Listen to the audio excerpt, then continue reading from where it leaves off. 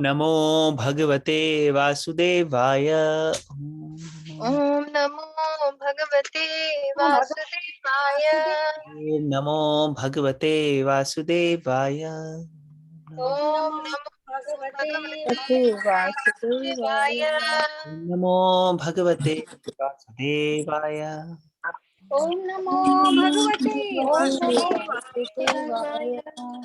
ओम अज्ञानतिमिरन्धस्य ज्ञानञ्जनशलाकया तस्मै श्री गुरुवे नमः।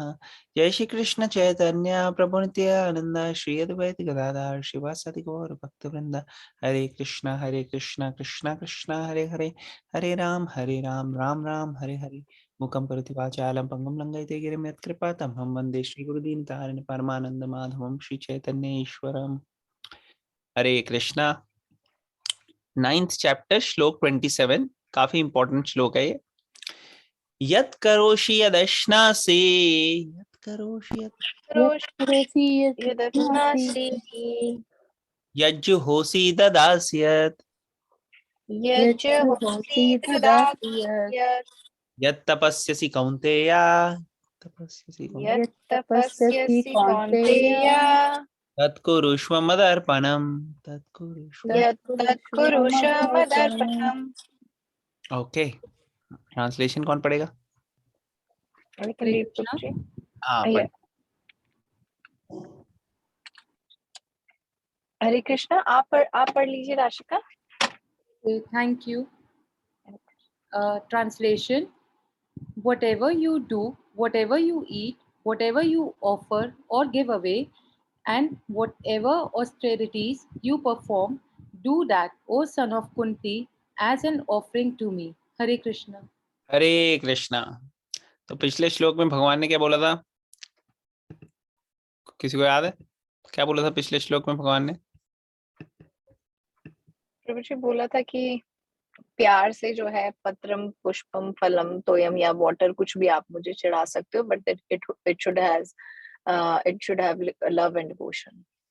करेक्ट। तो पिछले में भगवान ने बोला था कि आप कुछ भी चीज मुझे ऑफर करोगे तो मैं लूंगा। अब उससे और स्टेप पे आगे जा रहे हैं कि सिर्फ कुछ चीज नहीं, बल्कि आप जो भी कार्य करते हो, चाहे आप कुछ खा रहे हो, चाहे कुछ आप ऑफर करना चाह रहे हो, चाहे आप कोई चैरिटी देना चाह रहे हो, चाहे कोई आप तपस्या करना चाह रहे हो, सब चीजें आप करो मेरे लिए, as an offering to me. तो ये कह रहे हैं भगवान। तो परपट पढ़ेंगे फिर और डिस्कस करेंगे। कौन पढ़ेगा purport? I can read, Prabhuji. हाँ पढ़िए। Thus, it is the duty of everyone to mold his life in such a way that he will not forget Krishna in any circumstance. Everyone has to work for maintenance of his body and soul together, and Krishna recommends herein that one should work for him. Everyone has to eat something to live. Therefore, he should accept the remnants of food stuff offered to Krishna. Any civilized man has to perform some religious ritualistic ceremonies. Therefore, Krishna recommends, do it for me, and this is called archana. Everyone has a tendency to give something in charity. Krishna says, give it to me, and this means that all surplus money accumulated should be utilized in furthering the Krishna consciousness movement. Nowadays, people are very much inclined to the meditational process, which is not practical in this age. But if anyone practices meditating on Krishna 24 hours a day by chanting the Hare Krishna Mahamantra rounds his beat, he is surely the greatest meditator and the greatest yogi, as substantiated by the 6th chapter of Bhagavad Gita. Hare Krishna.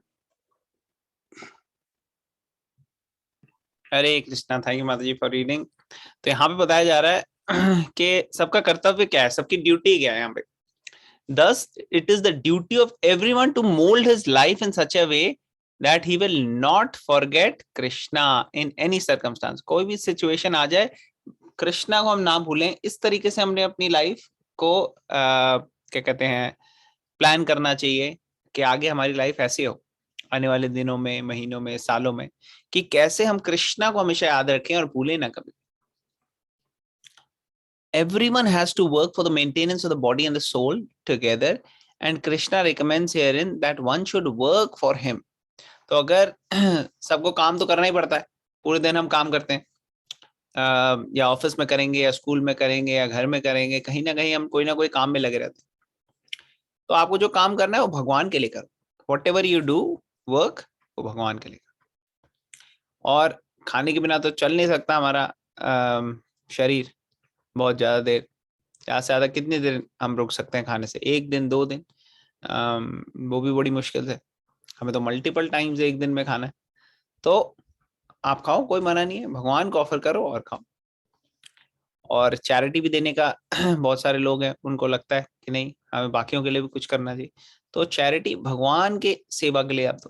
तो जब भगवान की सेवा के लिए, जैसे कि कोई भूखों को खिलाना है, तो इस्कॉन टेम्पल्स भगवान को ऑफर करके फिर बांटते हैं गरीबों में। तो इस तरीके से ऐसे कामों में हमें अपने आप को लगाना चाहिए, ताकि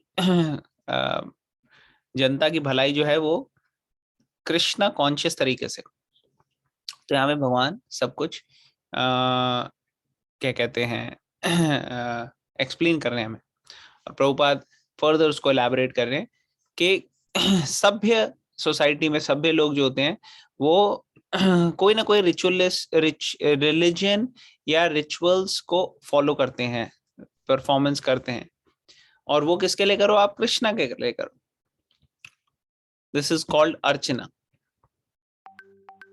और चैरिटी के भी लोगों ने देनी है, वो दे सकते हैं भगवान के लिए। और यहाँ पे लिखा है कि people are very much incline to meditational process. कहीं आप देखो आजकल बहुत मेडिटेशन जो है लोग करने की कोशिश कर रहे हैं, क्योंकि इतना तनाव है, इतना स्ट्रेस है, इतनी मुश्किल है लाइफ के अंदर सिंपल चीजें भी करनी। तो मेडिटेशन का बेनिफिट हो सकता है। किस पे मेडिटेट करो, भगवान कृष्ण। तो ये मंत्र मेडिटेशन हमारे क्या कहते हैं, बड़े सारे प्रोग्राम्स है ऑल ओवर द वर्ल्ड, जहाँ पे कई लोग जो एक्सपीरियंस्ड हैं वो एक्चुअली बाकी लोगों को गाइड करते हैं। तो अगर आप खुद चैंटिंग करने की कोशिश करो और एक एक वर्ड अटेंटिवली एब्जॉर्ब करो उसमें, हरे कृष्ण कृष्ण कृष्ण हरे हरे, हरे राम राम राम हरे हरे। धीरे धीरे धीरे धीरे स्लोली आप पहले बोले शुरू करो, फिर जैसे आपको थोड़ा सा हैबिट हो जाएगी, आप थोड़ा जल्दी भी कर सकते हो, हरे कृष्ण कृष्ण कृष्ण हरे हरे, हरे राम हरे राम। तो एक एक वर्ड को हेयर करना, एब्जॉर्ब करना अटेंटिवली, वो स्किल है जो हमें चैंटिंग में आगे ले जा सकता है, जो हमारे को और अच्छे से चैंटिंग करा सकता है। कैसे, अटेंटिवली हेयर करना, बस बड़ा सिंपल चीज है, कोई भी कर सकता है।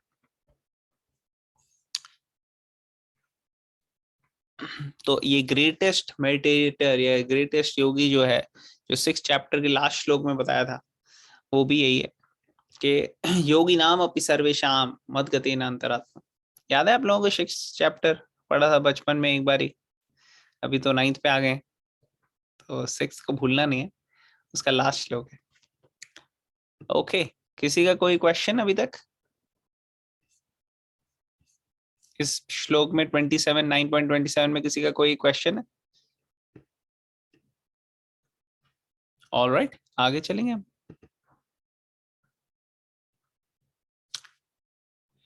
Please repeat.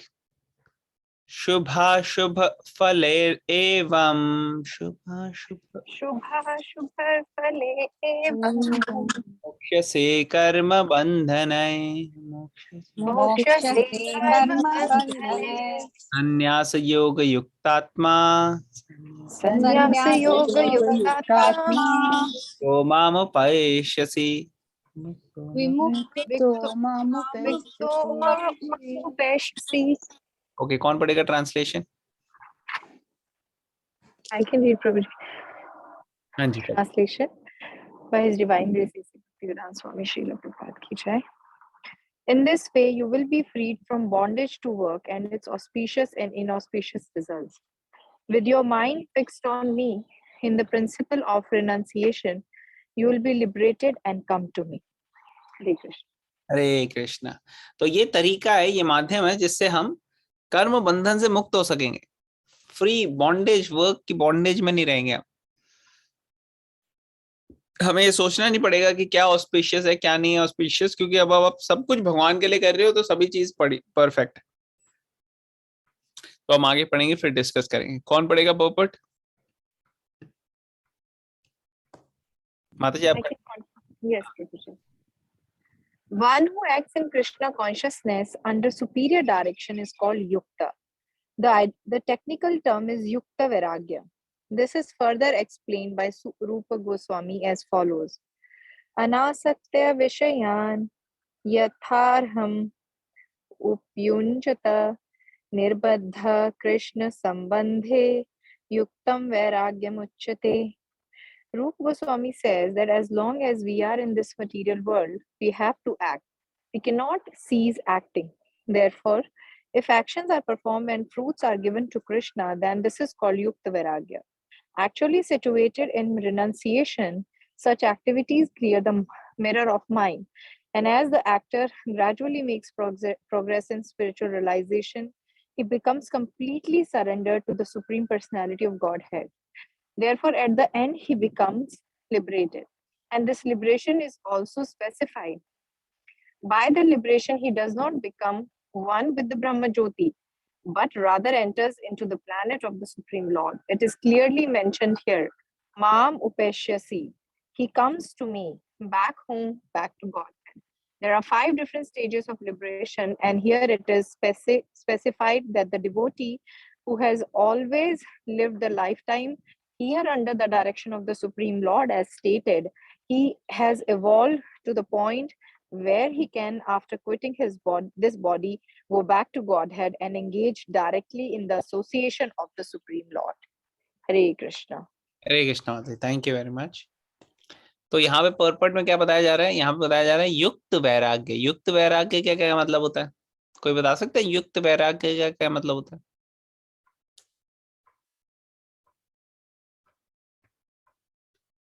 हमने पहले भी डिस्कस किया हुआ है युक्त वैराग्य। Anybody?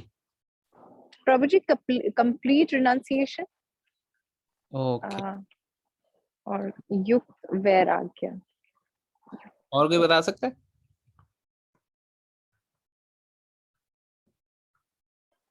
whatever we are doing for God. मतलब उसके fruits वगैरह सब offer कर रहे हैं उनको। Very good, yes.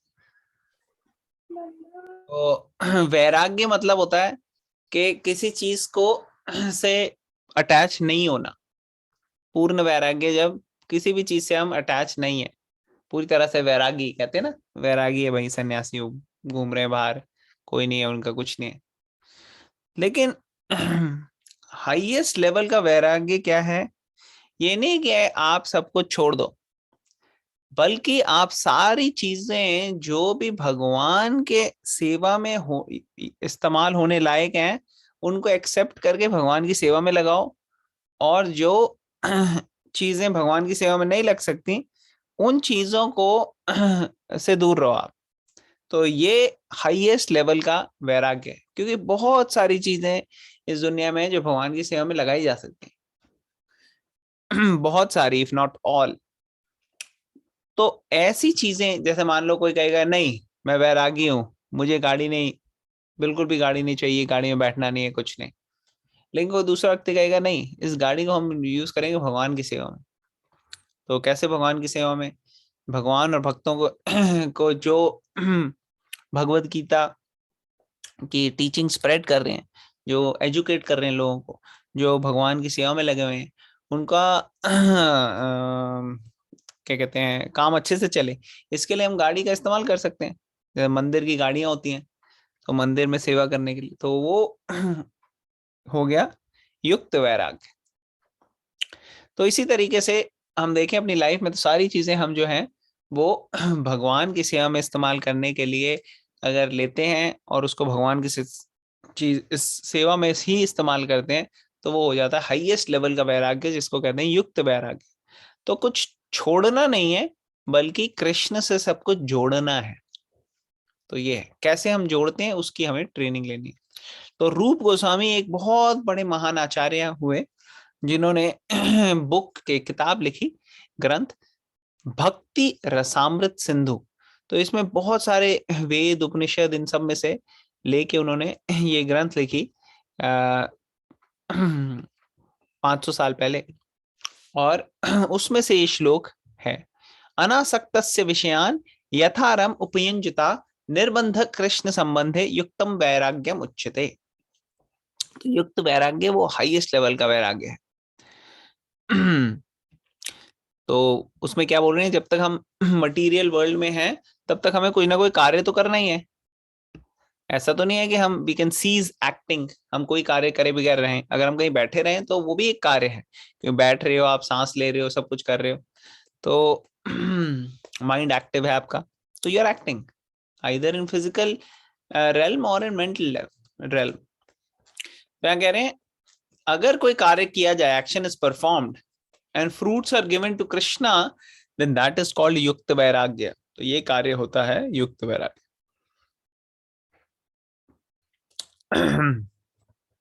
तो यहाँ पे क्या बताया, actually situated in renunciation such activities clear the mirror of the mind, and as the actor gradually makes progress in spiritual realization, he becomes completely surrendered to the spirit personality of God. तो त्याग की भावना में तो है, जो व्यक्ति कार्य कर रहा है उसकी रेनंसिएशन की भावना तो है, लेकिन उसका हृदय, उसका मन जो है वो पूरी तरह से क्लियर हो चुका है, और वो कुछ भी लेता है तो उसको भगवान की सेवा में लगाने के लिए ही कोशिश करता है, अदरवाइज उसके लिए यूजलेस है। जैसे आपको पता है, फेमस स्टोरी है हनुमान जी, वो अगर कृष्णा या राम की सेवा में कुछ लगा सकते तो उनको लेते, नहीं तो नहीं लेते, ठीक है ना। तो जब किसी ने उनको दी बड़ी कीमती माला, तो उन्होंने देखा कि इसमें कोई एक एक मोती उसका बहुत कीमती था, बहुत ज्यादा। कई कई बड़े बड़े शहरों में इतनी दौलत नहीं होगी जितना कीमती उसका एक मोती था, लेकिन उनके लिए वो बेकार थे, वो फेंक रहे थे, कह रहे थे इसमें भी राम ने लिखा है, इस मोती में भी नहीं। एक एक मोती उसमें से उन्होंने देखा, लेकिन किसी में भी नहीं था। तो फाइनली उन्होंने कहा कि ये मेरे लिए यूजलेस है। तो ये होती है एक भक्त की मेंटालिटी, कि जो भगवान की सेवा में लग सकता है। हाँ, अगर भाई हार वो भगवान की सेवा में यूज करने के लिए दिया जाता कि हाँ ये लो आप भगवान, तो वो खुशी खुशी लेके भगवान की सेवा में लगते, लेकिन अपने लिए इट्स यूजलेस।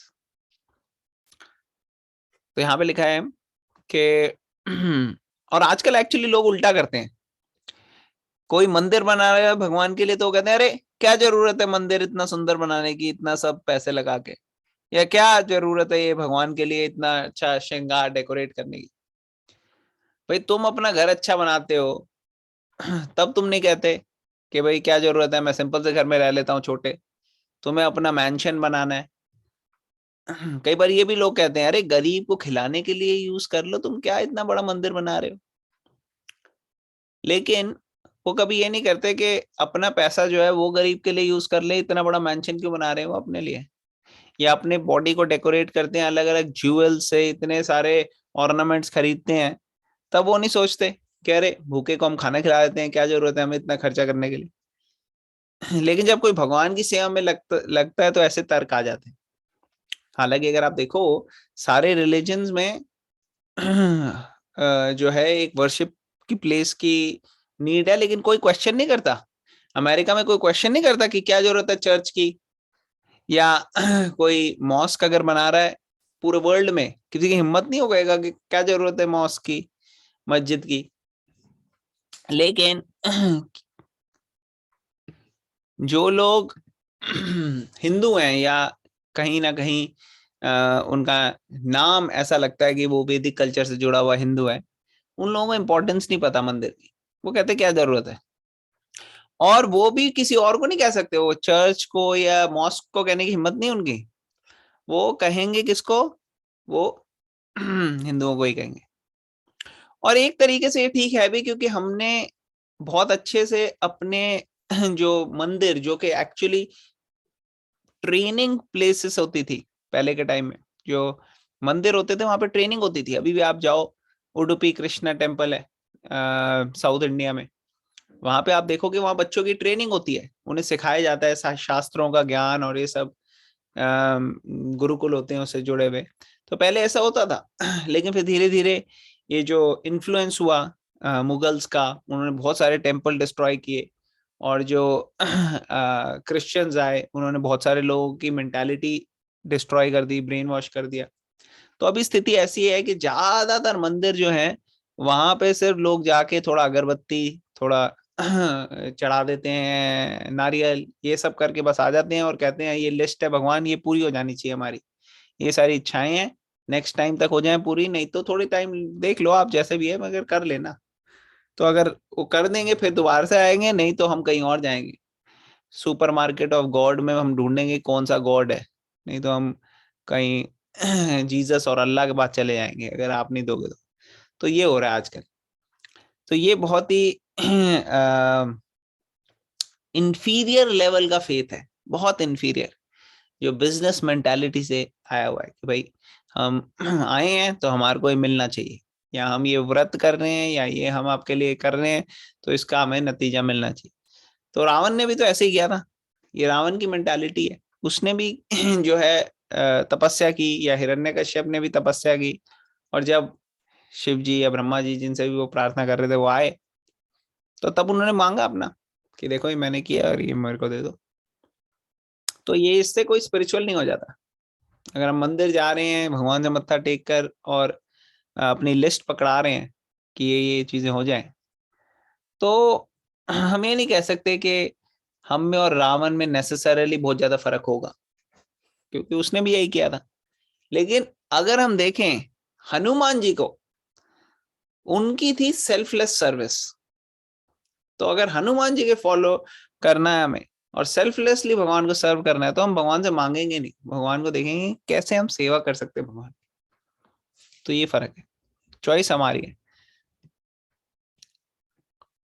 तो यहाँ आगे बता रहे हैं कि युक्त वैराग्य के बाद कि ये इस भावना से ऐसे क्लियर हो जाता है mind, and as the actor gradually makes progress in spiritual realization becomes completely surrender, धीरे धीरे पूरी तरह से भगवान पे समर्पित हो जाता है व्यक्ति, उनकी शरण ले लेता है पूरी तरह से। और जब वो पूरी तरह से शरण ले लेता है तो वो मुक्त हो जाता है, मोक्ष मिल जाता है उसको, मुक्त पुरुष, ही इज लिबरेटेड। उसको कोई कंट्रोल नहीं करता, फिर भगवान की शरण में रहता है। उसको भगवान के जो सबॉर्डिनेट्स हैं वो ज्यादा कंट्रोल नहीं कर सकते। जैसे मान लो एक बहुत बड़ा राजा है और उसका बेटा है राजकुमार। अब राजकुमार छोटा सा है, लेकिन जो राजा के सैनिक हैं, जो सोल्जर्स हैं, वो पूरे प्रजा को कंट्रोल करके रख सकते हैं। लेकिन राजा का बच्चा राजकुमार जो है उसको कंट्रोल नहीं कर सकते। राजकुमार जो मन है उसका वो करेगा और वो बोलेगा, और सोल्जर्स जो है वो इधर उधर जाके लेके आएंगे उसकी जो मन चाहे चीज है। तो दे आर हिज सर्वेंट्स। तो सिमिलरली जो भगवान के शुद्ध भक्त हैं, जो लिबरेटेड है, पूरी तरह से भगवान की शरण में आ चुके हैं, ऐसे व्यक्ति जो हैं वो भगवान के शरणागत होने के कारण जो है लिबरेटेड होते हैं। उनके ऊपर कंट्रोल नहीं होता भगवान की शक्तियों का, मोड्स ऑफ मटेरियल नेचर, इन सब का। Therefore, at the end, he becomes liberated. Liberation, and this liberation is also specified. By this liberation, he does not become one with Brahma Jyoti. और ये liberation कैसी है? ये ऐसे नहीं कि भगवान में विलीन हो गए ब्रह्म ज्योति में, ऐसा नहीं है, मगर भगवान के अबोर्ड में चले जाते हैं ये शरीर छोड़ने के बाद, और भगवान के प्लैनेट्स में वहां पे भगवान के साथ सेवा में लगते हैं, भगवान की सेवा में। और यहाँ पे क्लियरली बताया है, माम उपैष्यसि, he comes to me, back home, back to godhead, वापस आया था वो। फिर यहाँ पे बताया गया different 5 different stages of liberation, and here it is specified that devotee who has always lived his lifetime here under the direction of Supreme Lord, as stated, has evolved to the point where he can, after quitting this body, go back to Godhead and engage directly in association with Supreme Lord. तो जिसने पूरा time यहाँ पे बिताया है under the direction of supreme Lord, वो भगवान के ऊपर पूरी तरह से समर्पित है, ऐसा व्यक्ति शरीर छोड़ने के बाद भगवान के धाम में चला आता है। ओके, तो नेक्स्ट के 2 पैराग्राफ कौन पढ़ेगा? Hare Krishna. Hare Krishna, please. I will read. Anyone who has no interest but to dedicate his life to the service of the Lord is actually a sannyasi. Such a person always thinks of himself as an eternal servant dependent on the supreme will of the Lord. As such, whatever he does it for the benefit of the Lord. Whatever action he performs it as service to the Lord. He does not give serious attention to the fruitive activities or prescribed duties mentioned in the Vedas. For ordinary person, it is obligatory to execute the prescribed duties mentioned in the Vedas, but although a pure devotee who is completely engaged in the service of the Lord may sometimes appear to go against the prescribed Vedic duties, actually it is not so. It is said, therefore, by Vaishnava authorities that even the most intelligent person cannot understand the plans and activities of a pure devotee. The exact words are Tanra, Vakya, Kriya, Mudra, Vigyanaha, Na, Bhujayah. Chaitanya Charitamrita Madhya 23:39. A person who is thus always engaged in the service of the Lord or is always thinking and planning how to serve the Lord is to be considered completely liberated at present. And in the future, his going back home, back to Godhead is guaranteed. He is above all materialistic criticism, just as Krishna is above all criticism. Hare Krishna. Hare Krishna, thank you for reading. तो यहाँ पे क्या बताया कि कोई सन्यासी जो होता है वो क्या सॉरी एक व्यक्ति जो होता है जो पूरी तरह से अपने आप को डेडिकेट कर देता है भगवान के ऊपर, वो एक्चुअली सन्यासी के लेवल पे आ जाता है। अब उसका कोई खुद का सेल्फ इंटरेस्ट नहीं है, उसका एक ही गोल है कैसे भगवान को खुश किया जाए। वो हमेशा ये सोचता रहता है मैं तो भगवान का सेवक हूँ और भगवान की सेवा में लगाओ। फिर से हनुमान जी का एग्जाम्पल यहाँ पे अप्रोप्रिएट है। और वो जो भी कार्य करता है वो भगवान की सेवा में करता है, जो वो देखता है कि क्या भगवान की सेवा के लिए चाहिए और वो इमीडिएटली कर देता है। ये नहीं सोचता अरे यार अब मेरे को जाना पड़ेगा फिर से हिमालय, बताओ वहां से मैं जड़ी बूटी ढूंढूं और लेके आऊं, मतलब दिस इज टू मच यार टू एक्सपेक्ट। पहले मैं लंका गया, ठीक है ना, पहले मेरे को भेज दिया वहां लंका, वहां मैं सीता जी के पास से आया और अब मेरे को यहाँ पे भेजने, दिस इज टू मच। ऐसे नहीं बोलता वो, या ये नहीं बोलता हनुमान कि भाई मुझे थोड़ा कोई पोजीशन दो, मुझे कम से कम लीडरशिप का रोल दो तब मैं कुछ करके दिखाऊं। मेरे को लीडर भी नहीं बनाया, बाकी थे अंगद वगैरह लीडर थे वहां पे या जामवंत थे। हनुमान सिंपल सेवक, या सुग्रीव थे राजा बाद में। कोई गारंटी नहीं दी थी। सुग्रीव को कहा था आपको राजा बनाएंगे, विभीषण को कहा था आपको राजा बनाएंगे, राम जी ने हनुमान को नहीं कहा कभी कि भैया तेरे को मैं राजा बनाऊंगा, ऐसी कोई उसकी भावना नहीं थी। हनुमान जी का क्या था, सेवा भगवान की। तो इसलिए हनुमान जी जो हैं उनको इतने फेमस हैं और हर व्यक्ति जो है उनको अच्छे लगते हैं हनुमान जी। क्यों? क्योंकि वो भगवान की सेवा में अपने आप को पूरी तरह से लगा के रखे। फिर क्या बता रहे हैं, whatever actions he performs it as service to the Lord, पूरे भगवान की सेवा में। He does not give serious attention to fruitive activities or prescribed duties। तो वेद शास्त्र में कई सारे मेथड है, कई ऐसे हैं जो आपको हायर प्लैनेट्स तक लेके जाएंगे, कई ऐसे हैं जो कहेंगे कि आप ये करो तो इससे ये फल मिलेगा, ये सिद्धि मिलेगी। ये हनुमान जी का ऐसा कुछ नहीं था, उनको ये सबसे कोई। तो इसी तरह से प्योर डिवोटी जो होता है उसको इन चक्रों में नहीं पड़ता। फॉर और ये प्रहलाद महाराज का भी एग्जाम्पल बिल्कुल फिट होता है। प्रहलाद महाराज में भी ये सारी चीजें जो हमने हनुमान जी की देखी वो अप्रोप्रिएट है। For ordinary person, it is obligatory to execute the prescribed duties mentioned in the Vedas, but although a pure devotee who is completely engaged in the service of the Lord may sometimes appear to go against the prescribed duty, actually it is not so. तो जो rules और regulation है वेदों में वो बहुत अच्छे से फॉलो करने चाहिए हर एक व्यक्ति को, लेकिन कई बार ये रूल्स और रेगुलेशंस अलग अलग व्यक्तियों के लिए अलग अलग हैं। इसलिए हमारी इतने सारे शास्त्र हैं। सारे शास्त्र जो हैं वो एक ही व्यक्ति के लिए एप्लीकेबल नहीं है, वो इसलिए हैं क्योंकि अलग अलग लोग अलग अलग प्रकार के हैं और उनके लिए क्या अप्लाई करें। इसीलिए जो हाईएस्ट लेवल का भी है वो हमें भगवत गीता से क्रीम मिल सकती है उसकी, और यहाँ पे भगवान भी बता रहे, लेकिन सब लोग जरूरी नहीं है ये फॉलो कर पाए। जैसे मान लो एक व्यक्ति है, उसको कहते हैं भाई ये वाली बुक पढ़ ले तू, ये पढ़ेगा तेरा आईआईटी में एडमिशन हो जाएगा। कहते हैं ठीक है भाई, ये मैं बुक पढ़ता हूँ, ये कोर्स लेता हूँ, सब कुछ करता हूँ, वो मेहनत करता है, उसका हो जाता है। लेकिन ऐसा नहीं है कि सब व्यक्तियों के लिए वो अप्रोप्रिएट है। कई बच्चे हो सकते हैं वो इतने इंटेलिजेंट ना हो, वो थोड़े डल हो, तो उनका नहीं हो पाएगा। तो वो कहेंगे ठीक है हम नहीं लेंगे, हमें इंजीनियरिंग करनी नहीं, हम कुछ और कर लेंगे, ठीक है चपड़ासी बन जाते हैं, तो उनके लिए वो ठीक है। तो हर व्यक्ति अलग लेवल पे लेकिन अभी ये जो भगवत गीता को पढ़ के जो इसी लाइफ में समझ लेते हैं कि भाई अब बहुत हो गया, हमने और ज्यादा हर repeated cycle of birth and death में नहीं रहना, हमें यहाँ से बाहर निकलना है। और जो इसको लेके अपनी लाइफ में थोड़ा भी कोशिश करते हैं लगाने की, धीरे धीरे धीरे धीरे वो एडवांस करते हैं। तो वेदों में भी कई सारी चीजें दी हुई हैं, कुछ ऐसी सी चीजें दी हुई हैं जो फॉलो करनी बहुत जरूरी है किसी के लिए, लेकिन प्योर डिवोटी के लिए जरूरी हो सकता है वो ना हो। जैसे प्रहलाद महाराज, जनरली शास्त्रों में बोलते हैं कि अपने माता पिता का भाई कहना मानना चाहिए, लेकिन प्रहलाद महाराज के पिताजी कौन थे? वो थे हिरण्यकश्यप, और वो कह रहे थे कि तुम विष्णु की पूजा मत करो, मेरी पूजा करो। लेकिन प्रहलाद जो है वो मेडिटेट कर रहे थे विष्णु पे ही, वो पूरे तरह से उनके में ही लगे हुए। तो एक तरह से कह सकते हैं अरे प्रहलाद ने तो बिल्कुल अपने पिताजी का कहना नहीं माना। लेकिन एक्चुअली यहाँ पे लिखा हुआ है कि जो एडवांस डिवोटीज होते हैं, प्योर डिवोटीज होते हैं, जो भगवान की सेवा में पूरी तरह से लगते हैं, वो कभी कभार अपीयर ऐसा लगता है कि वो शास्त्रों के अनुकूल कार्य नहीं कर रहे, लेकिन फिर भी वो परफेक्ट काम करते हैं। तो उन्होंने परफेक्ट काम किया है यहाँ। तो ऐसे कई सारे एग्जाम्पल हैं जब हम देख सकते हैं कि हमें समझ में नहीं आता है। जैसे कई बारी लोगों को कंफ्यूजन होती है, अच्छा द्रौपदी ने कैसे पांचों पांडव से शादी कर ली भाई?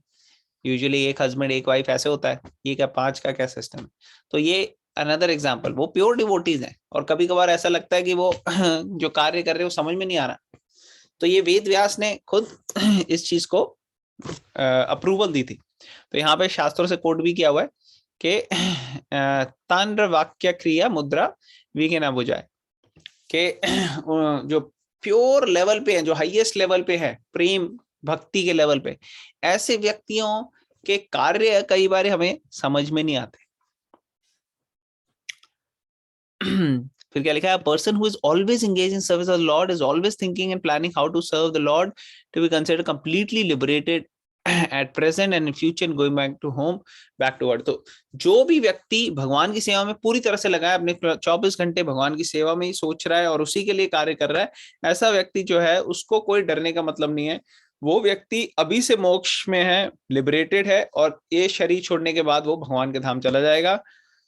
और भगवान जो है ऐसे व्यक्ति का क्रिटिसिज्म कभी बर्दाश्त नहीं करते।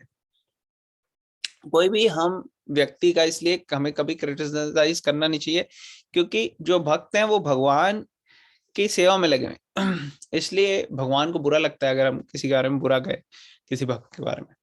तो ये कॉशियस रहना चाहिए हमें। आगे इसके बारे में श्लोक आएगा, तब हम और चर्चा करेंगे, डिस्कशन करेंगे। लेकिन आज के लिए हम यही स्टॉप करते हैं। 2 श्लोक हमने किए आज। पहले तो हमने पत्रम पुष्पम कल तक किया था।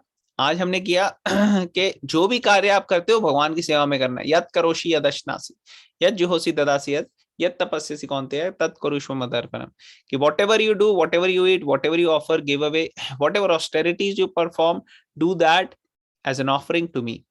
ठीक है, ये भगवान कह रहे हैं।